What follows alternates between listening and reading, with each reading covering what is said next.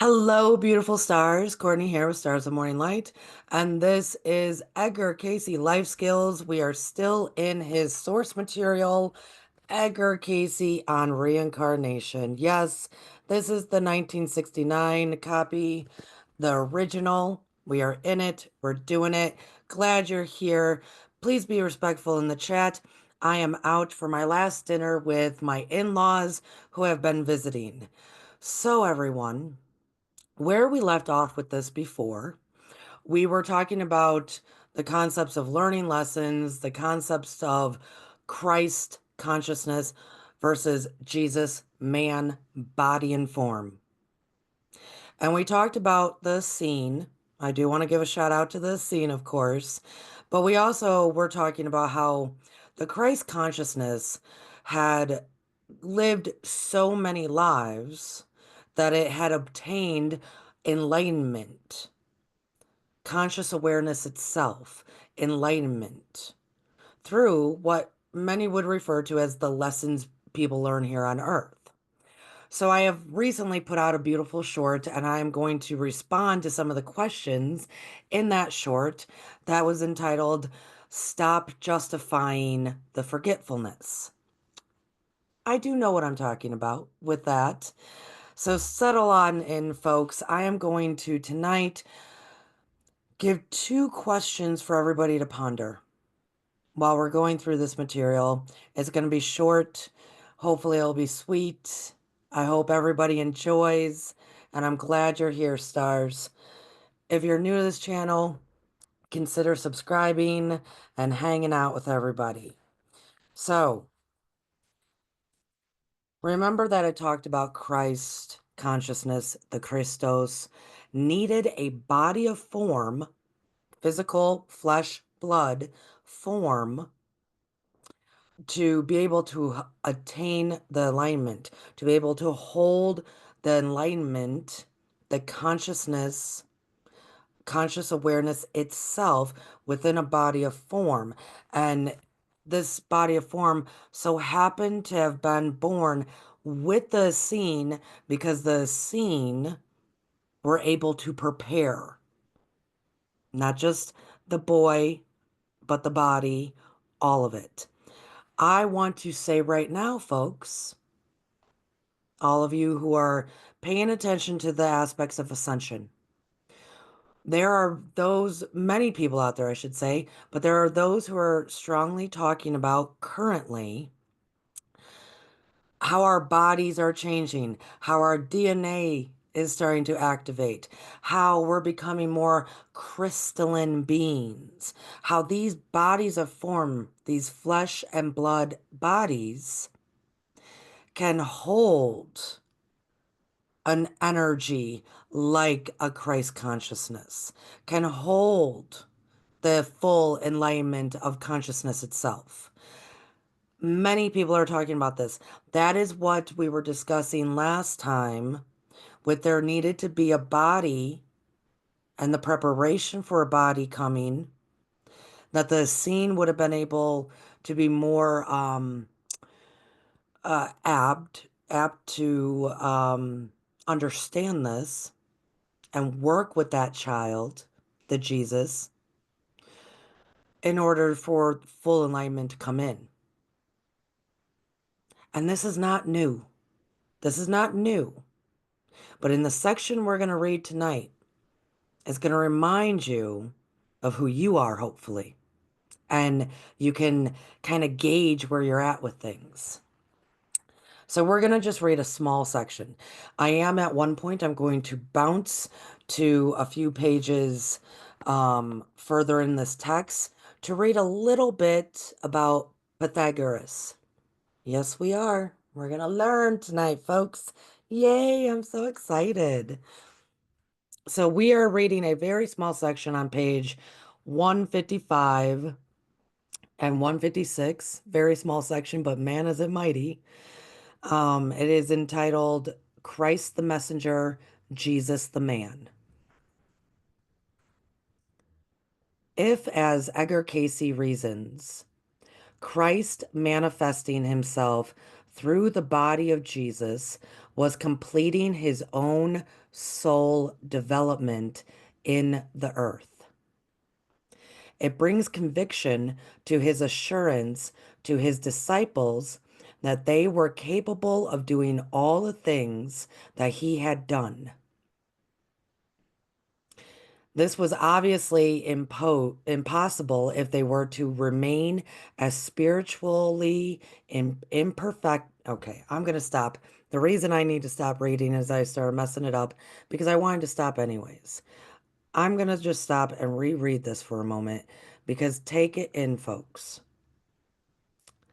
Christ manifesting himself through the body of Jesus was completing his own soul development in the earth. This brings conviction to his assurance to his disciples that they were capable of doing all the things that he had done.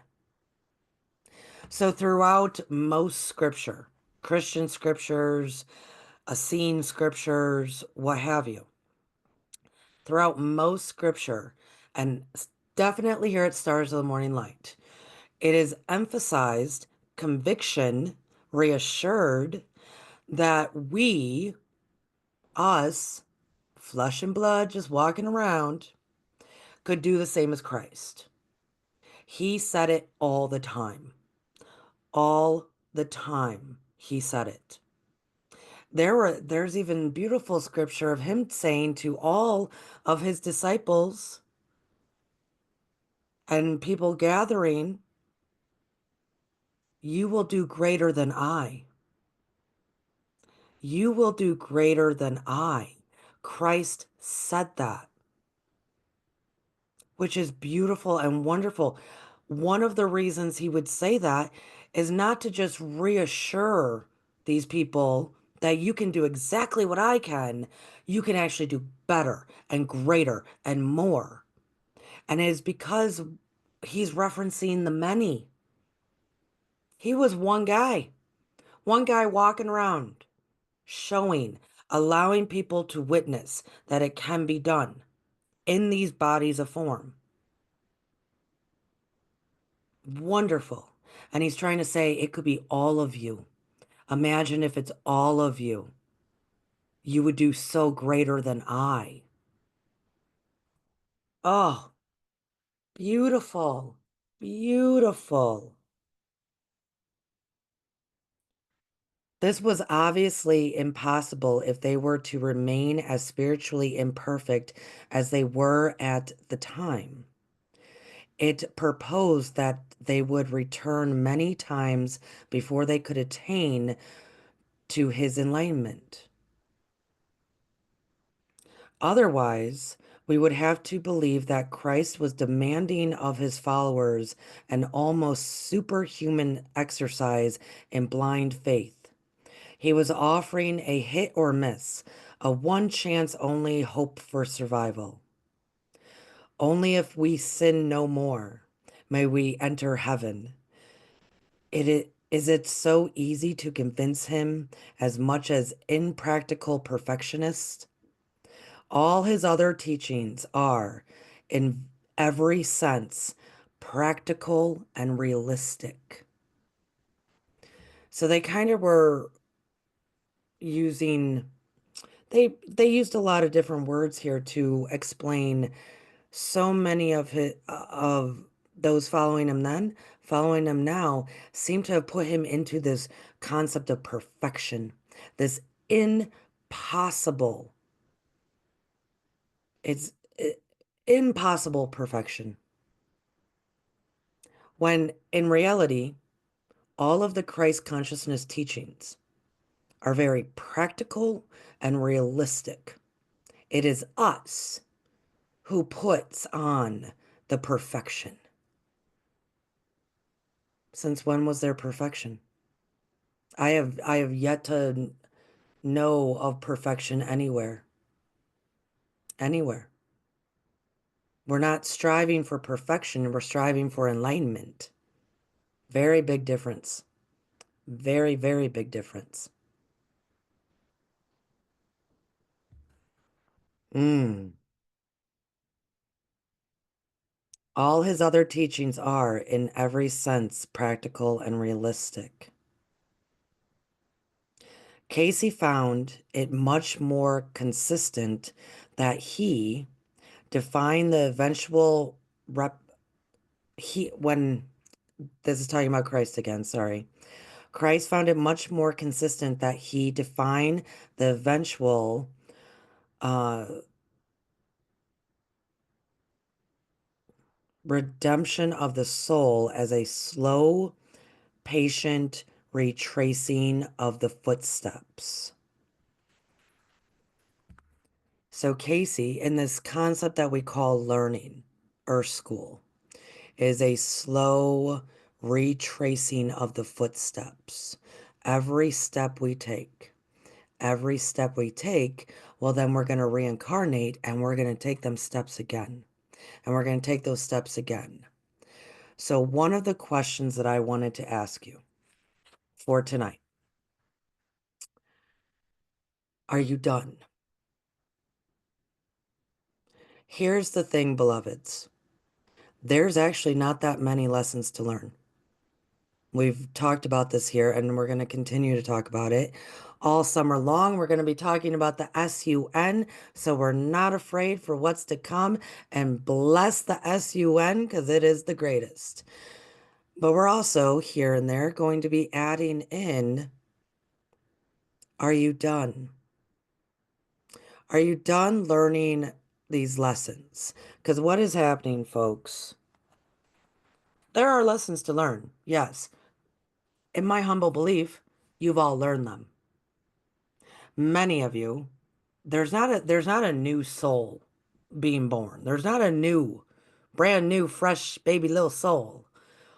All of us have been here many, some of us countless times have we been in the reincarnation cycle where quote unquote karma and lessons are attached, right?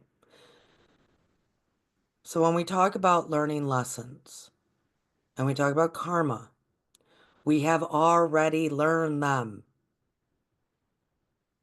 There's not that many. This is why when those who were intelligent talked about the Bible, like Ben Franklin, he would say 80% of it is crap, but 20% of it is diamonds. Look for the diamonds, right? Out of the crystals. That diamonds, there you go. There's your lessons. That's it. There's not that many. All we're doing is we're attaching ourselves to someone else and we keep playing things out over and over and over again. We keep playing the same quote unquote lessons to learn over and over again. Even though when your soul leaves, this body of form is done, and your soul leaves, it knows all about what it's already learned. It knows what it's learned. We're not learning something new. We're not learning that we don't put our hand on a hot plate. We're not learning these things. The difference is we're not demonstrating our free will in choice. That's the difference. This is why I can say we're not learning anymore. We've already learned it. We've already learned it all. Trust, I can guarantee you. That I will guarantee. Now, do you demonstrate it? Do you demonstrate the fact that you already know? Do you demonstrate the fact that you can use your free will to completely go the opposite way? Do you demonstrate that you choose love over fear? Do you manifest? We're not using what we know because of the forgetfulness. See that fog, that forgetfulness, that density of 3D, that fog, that forgetfulness, that density of 3D makes you think that you need to continue to learn. when it's not learning that we're doing. We are just rehashing the same stuff over and over and over again because we have forgotten who we are. We have forgotten who we are. So before I continue, I want to jump to page 166. We have forgotten who we are. That's a shame, right? And that is 3D density. So I'm going to talk about Pythagoras for a minute. We all know Pythagoras. It's where we get our math. It's where we get pretty much a whole lot of stuff, right? Pythagoras. Well, this is what was written about Pythagoras.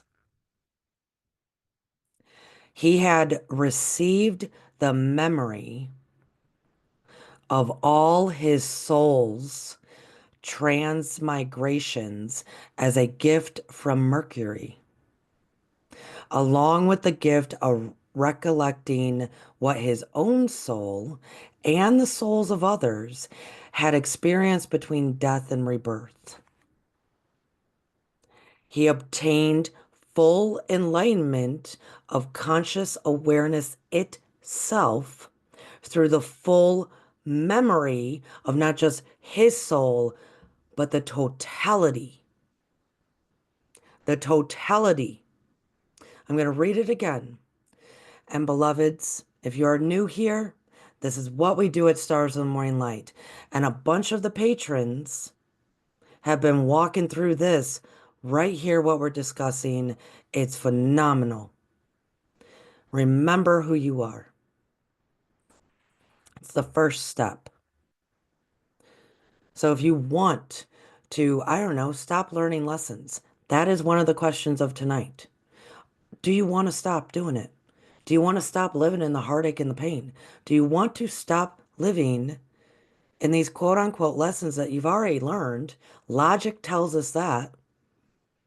Logic tells us that our soul already knows all this stuff, but yet we're not demonstrating anything different when we get into these meat suits. So are you done? It's a choice. It's a choice. It's a big, somewhat scary, daunting choice. So I do understand it. I've done this. I do understand. And if you're not done and you're saying, hey, I want at least another 2, 3 rounds because I don't think I'm ready. Beautiful. Then get honest with yourself about it. And that's even grander enlightenment than most people. So kudos to that. Let's get honest with ourselves. I'm going to read this again about Pythagoras. He had received the memory of all his soul's transmigrations. So reincarnations, that's what we would refer to it as in today, as a gift from Mercury, the god Mercury, the planet Mercury, all the powers of Mercury, along with the gift of recollecting what his own soul and the souls of others had experienced between death and rebirth.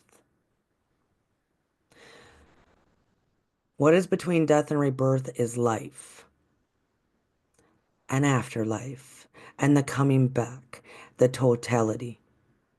So Mercury gifted him, and I'm sure prepared the body, this body of form, before he was gifted it, prepared the body. Mercury gifted Pythagoras all of his memory, all of his memory. And that memory, because all is connected, there is no separation, is attached to everybody else and all that has ever been and all that will be. All the memory between death and rebirth, life, death, all of it.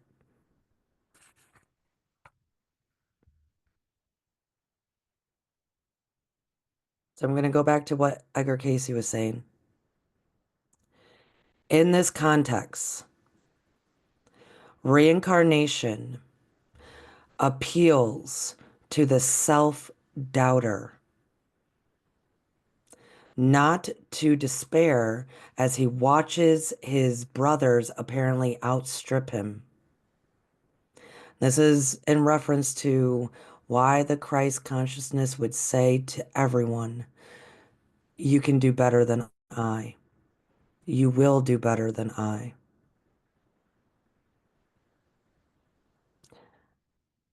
His words were trying to appeal, support, encourage, inspire the self-doubters to not despair as they watched others apparently doing great. It teaches him that his free will can work for his best interests just as easily as it can work against them. Your free will that you can demonstrate, oh, I've learned this lesson. I'm going to do something different. I don't need this. Let's move on. I'm going to choose love over fear. I'm going to choose love over fear. Or how your free will can work against you. Self-doubt, fear, greed, hesitation, anger, jealousy, judgment, judgment, judgment, 3D judgment. He has shown the way after that. It is up to him. He must take up his own bed and walk, not be transported bodily to heaven by an all too mortal Redeemer. Right. It's not, Christ never, ever said, ever. He said what he did, the actions he did, what he was demonstrating and witnessing for others, what he was doing, what he said that was the Redeemer. The enlightenment was the Redeemer. That is the truth, the light, the way to the Father. Father as in grand creator. Father as in the entire totality of consciousness itself. He never said that it was through him, as in, you know, he was not the Redeemer. What he did, his actions are the redeeming.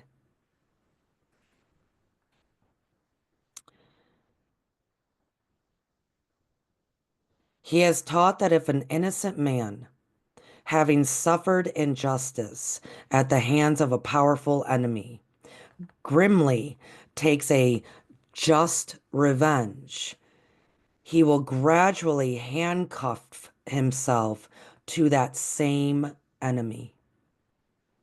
And both of them will be compelled to return together and reenact the whole negative conflict until they develop enough common sense to bury their hatchets and call it quits.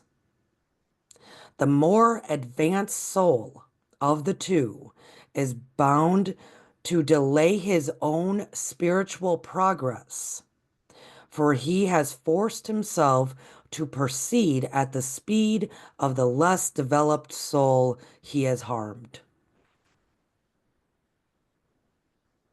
I'm going to finish this little part because we're at the end of it. If, on the other hand, he is smart enough to turn the other cheek, rather than attempt a futile retaliation, he frees himself of all further involvement with his enemy. The noose is then on his enemy, who must return alone, in his own time to repair whatever damage he left on his own sake. So, they leave that little section there. with this concept. So, this is my other question I'm posing tonight. And this is kind of a quick message, folks. That is one of the lessons. If you need to know what the lessons are, we can cover them. That is one of the lessons. Love thy enemy. Love thy enemy as you love thyself. Hmm, right? We know that we've heard this before. What is that really, though? What is that really? I will tell you that it's to think about your enemy as much as you think about yourself, as in prayer, as in compassion, as in love. Now, in the context of reincarnation, it is to drop that rock. Drop that rock. So, this is my question to you as I further go on. This is my question to you.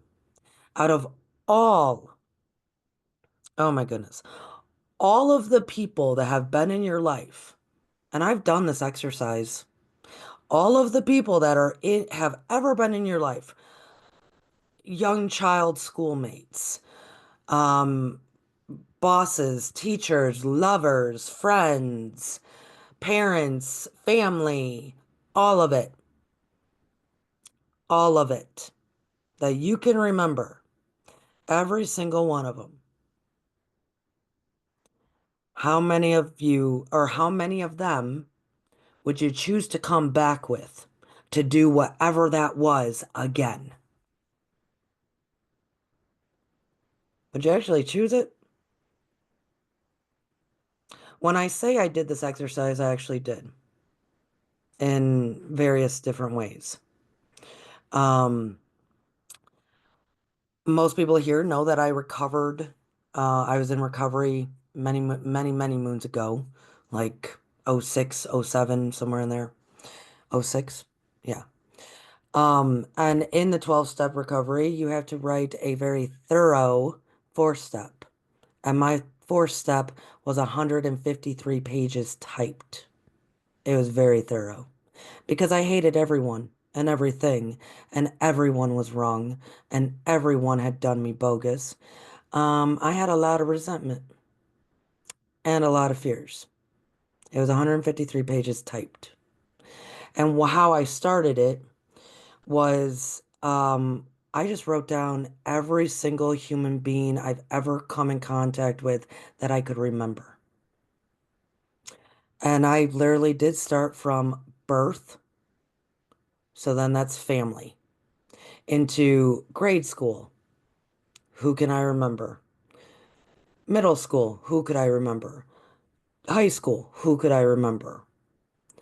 Um, Post, so all friends, all lovers, all boyfriends, all co-workers, bosses, uh, college, everyone, everyone. I wrote their name down. And then I went back and if I did not have a resentment towards you, I would cross you off the list. Like, we're good.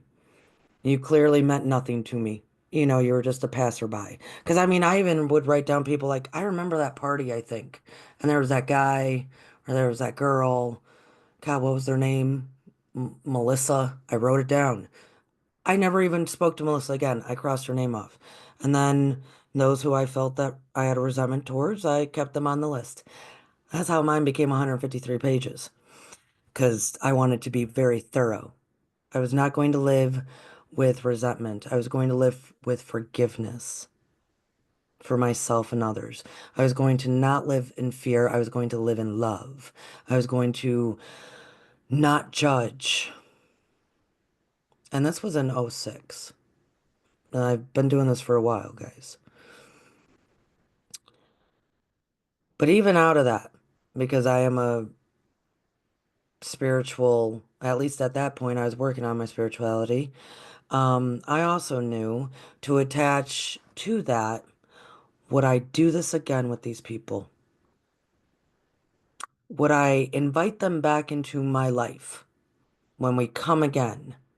Soul contracts. The definition of a soul contract is exactly that. They might not be a soul mate. Soul mate is someone that, yeah, you probably have been doing this multiple times with. You've probably been married together before, brother and sister, father and daughter, what have you, siblings. Uh, it, the relationship changes, the dynamics change. The mate doesn't. That's a soul mate. Soul contracts, though, could be that random boss that you had massive conflict with. Well, that's because that's a contract that you signed. Is it fulfilled? Because if it's not fulfilled and you have just revenge, as it's written here, just revenge of some form, you're going to just keep doing it. You're just going to keep doing it until somebody drops it, till somebody says, haven't we had enough? Aren't we done? You can do the same thing with soul mates as well. Aren't we done? I don't need to keep learning with you. I think I'm surpassed you because let's go back to the reading. So, beloveds, that is my second question. The first question was, are you done learning? And your goal is to start remembering.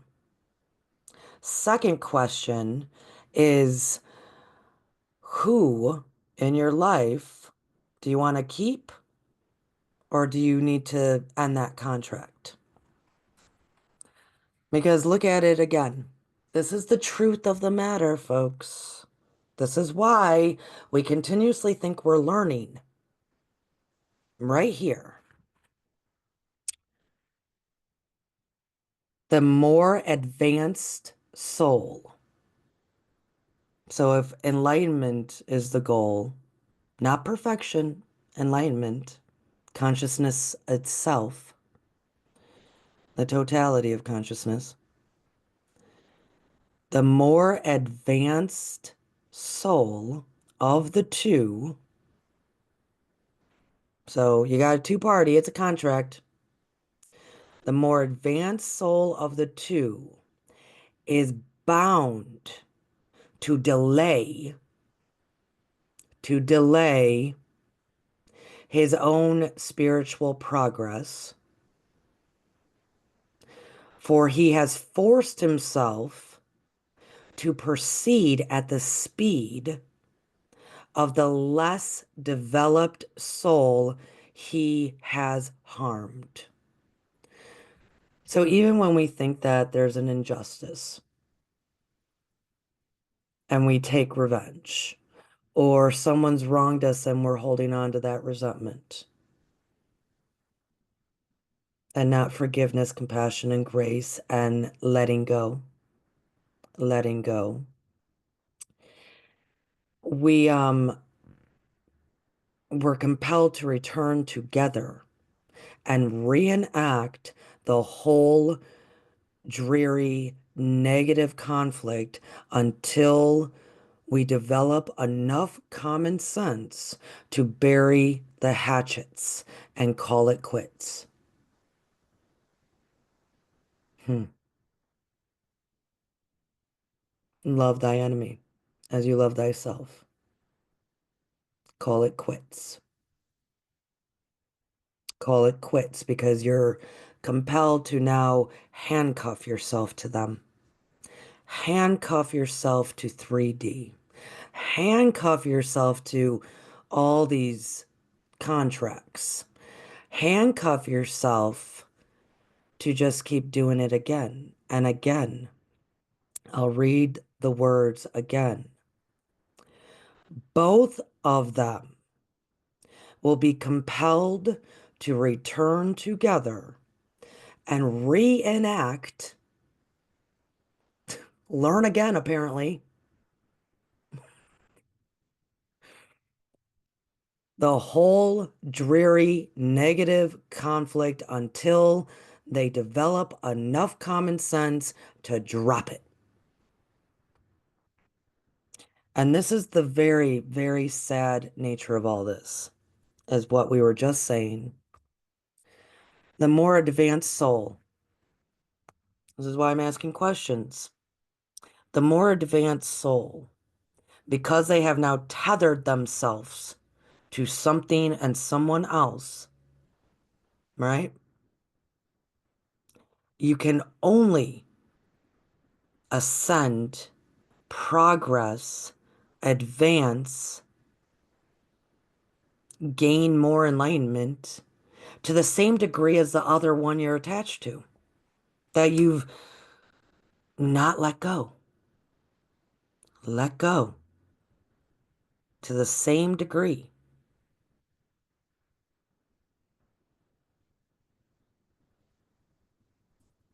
Hmm. Beloveds, many, I would think, in that moment would hear, well, then aren't we supposed to be helping them? If we are the more advanced, but yeah, we've bound ourselves to this person, and now that's bringing us down to their level, well, then aren't we supposed to help them? What is more help than letting go for them to witness? I dropped the rock. I don't live here in the 3D. I don't do this anymore with you. This is not how I communicate. This is not what I do. I'm going to be here with very strong boundaries. You do you, boo, right? Having them witness that you are not to teach anyone anything. We are all mirrors of one another, right? We are all mirrors of one another until, until we are all mirrors of one another, holding each other with handcuffs, lack of accountability on those cuffs as well, right? Mm, unfortunate. So, are you ready to acknowledge that you have learned it all? So it's not so much that you are learning lessons. It's not so much that um,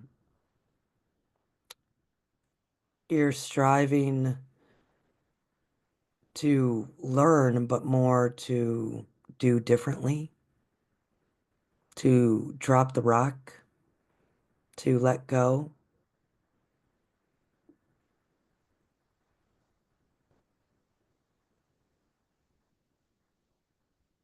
We're all mirrors of each other until this happens.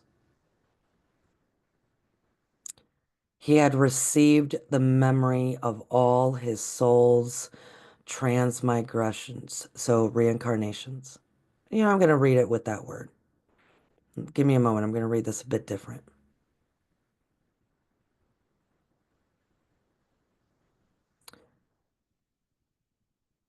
This is how I want to say it. This is how I want to say it.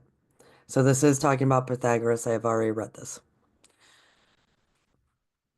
Take in those two questions, please. Who would you keep coming back with? And I'm not saying don't come back with people. There might be some great ones that's like, yes, I do it again with you. Cool. There might be a lot because we've been in this reincarnation cycle of continuously doing the same thing over and over again. Yeah, it's called insanity. It's called 3D density. Who would you take? Who would you leave? And don't, here's the thing too, if you really actually do that exercise, please don't judge it. Don't, we get stuck in this whole um judging our own ideals. I mean, if it's like your spouse, your kid, your parent, your whomever, and it's like, yeah, I don't think I would do this with you again. This has been really rough. Or I think I'm more advanced and I need to keep going. And you apparently seem to not want to.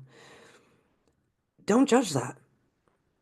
Don't judge it as in, oh, but I should really stick around and help everybody. Oh, I should feel bad about viewing it this way. No.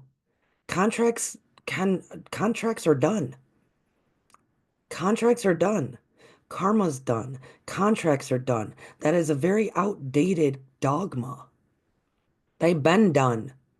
It's a very outdated dogma. But man, is it still making its money? Yeah, it is.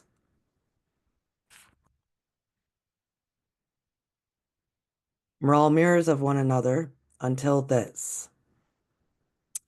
You receive the memory of all of your soul's reincarnations as a gift from Mercury, along with the gift of recollecting what your own soul and the souls of others had experienced between death and rebirth. Hmm. I'm going to read this and then I'll leave it. I'll leave it where it is. This is actually from Plato.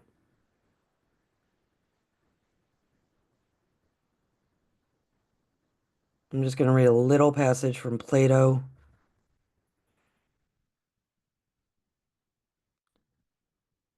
Soul is older than body. Souls are continuously born over again into this life. The soul of the true philosopher abstains as much as possible from pleasures and desires, griefs and fears. For in consequence of its forming the same opinions as the body, and delighting in the same things, it can never pass into Hades in a pure state, but must ever depart polluted by the body, and so quickly falls into another body, and consequently is deprived of all association with that which is divine and pure and uniform.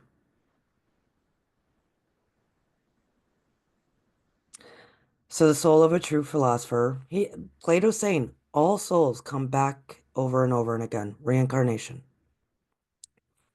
The soul of a true philosopher is actually trying to obtain the enlightenment. The enlightenment is the ascension, right?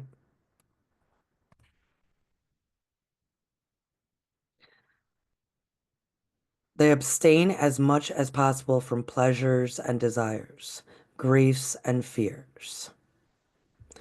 For in consequence of its forming the same opinions as the body and delighting in the same things. This goes into, folks, don't feel bad. If you are done with the contracts, then be done with the contracts. And that does not mean that in this life you divorce, you move out, you go into the middle of nowhere and you speak to no one ever again. And you disown everyone and you give away all your stuff and you're out there, just away from everyone. That's not what this means. I would think you intelligent, beautiful stars, you understand that. It means you hold your ground in your own power, authority, healing. Power, authority, healing. Only you can change the contract. Only, only you can break that contract. Only you can demonstrate your human free will and say, nope, not doing this anymore. I'm going to start that here and I'm going to continue it on in the next life. That we're not doing this contract thing. And that is what really Plato is talking about here.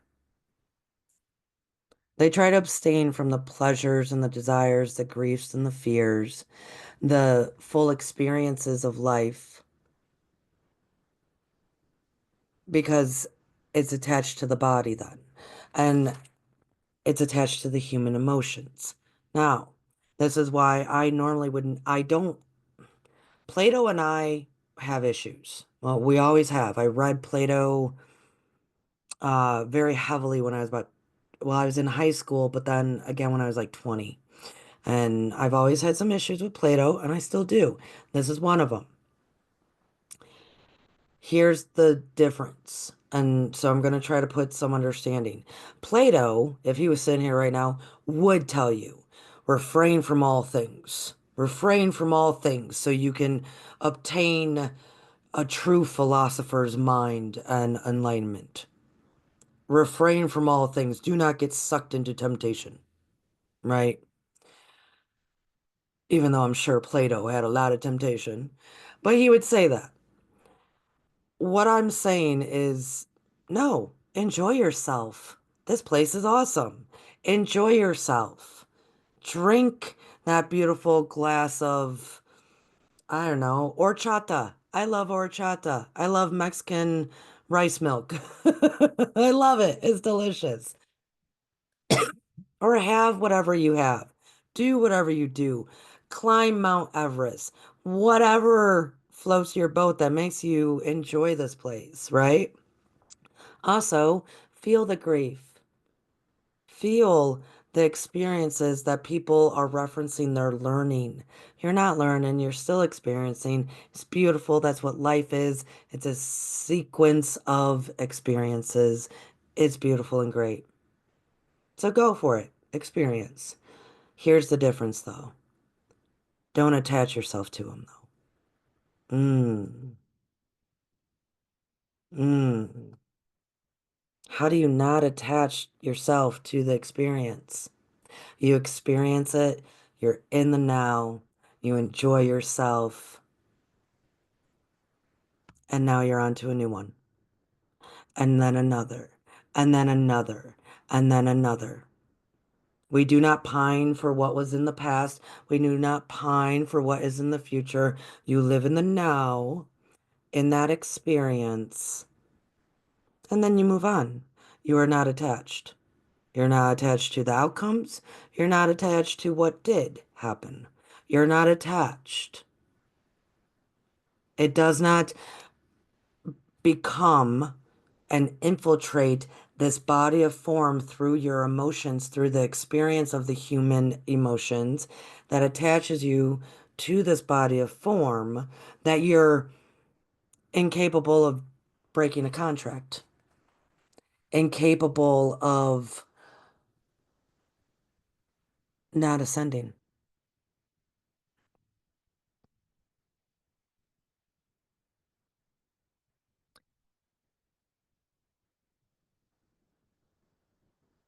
And then Plato goes on to, it can never pass into Hades in a pure state if it's attached to all of that,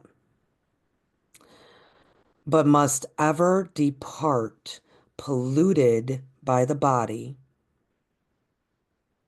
and so quickly falls into another body.